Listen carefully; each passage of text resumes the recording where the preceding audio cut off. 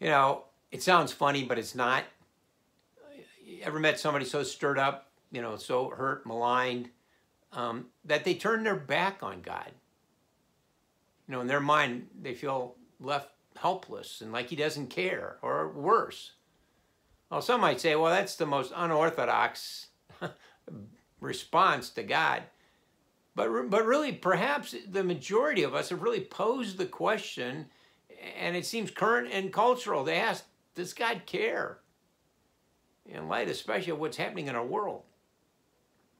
I want us to pause and pivot around this. These questions really have plagued humanity, and plaguists say, well, especially if it's just a matter of spilled ink on a philosophical paper or a quick answer from an ancient, catechism class.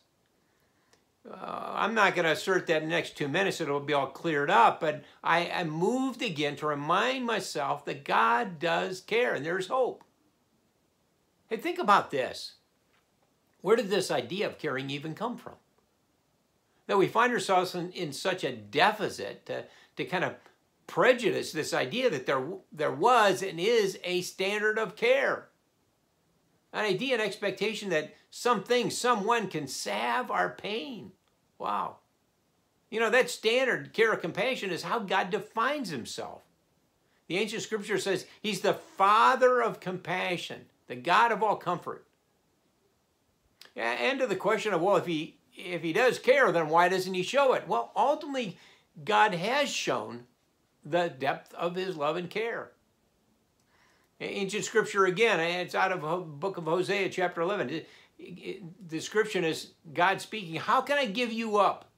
How can I hand you over to, and he's talking about Israel's enemies.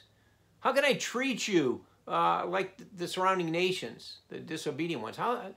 And then it ends with this, it says, my heart is changed within me. All my compassions are aroused. God does care. He's moved by the suffering of that nation, Israel and Judah. To the best of their abilities, the authors were struggling with how to describe God's emotional response. And no, he doesn't have human emotions like we do, but he's moved in some capacity. And the well-known verse, John 3:16, for God so loved the world, he cared about the world, he's compassionate, he's committed to the world, that what? He gave his only son.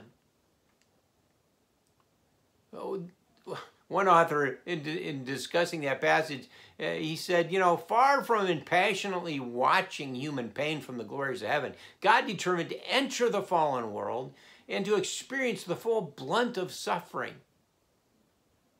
And he was determined to do that. Why? To destroy suffering and evil. Another author, Nicholas Wolterstorff, he was wrestling with this idea of God's love, God's care, and his own son. He had just witnessed the tragic death of his own son.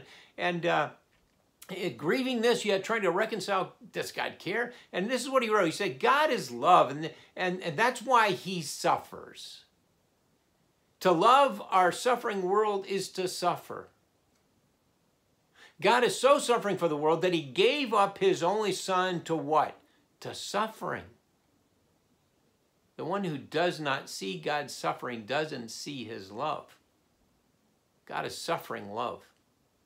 And the tears of God are the meaning of history. God continuing to care, pursuing us. Yes, even through, maybe especially through our suffering. Hey, if you want to talk more, hit that Contact Coach button and let's talk.